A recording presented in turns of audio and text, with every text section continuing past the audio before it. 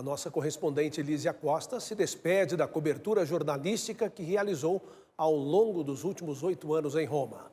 Para agradecer toda essa dedicação, preparamos uma crônica com um pouco de sua trajetória no jornalismo Canção Nova.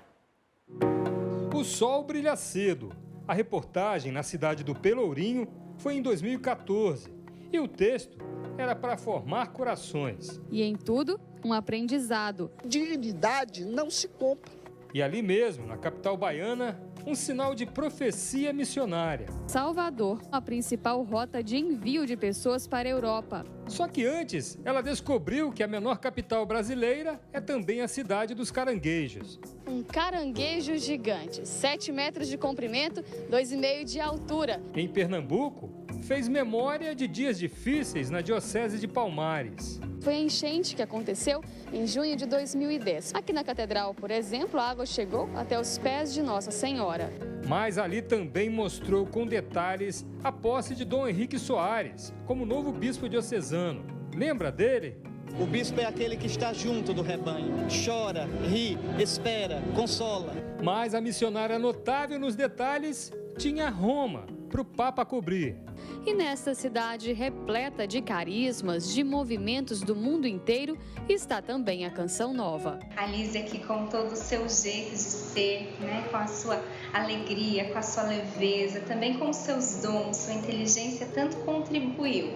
E o resultado era sempre assim.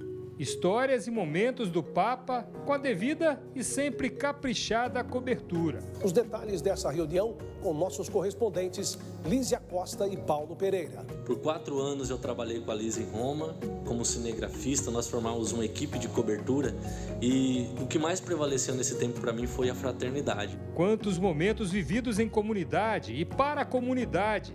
Como cozinhar para os irmãos da Canção Nova em Roma. E aqui viver o dom de comunicar Deus. Lísia Costa agora se despede do jornalismo em Roma para um novo campo de missão na Canção Nova em Cachoeira Paulista.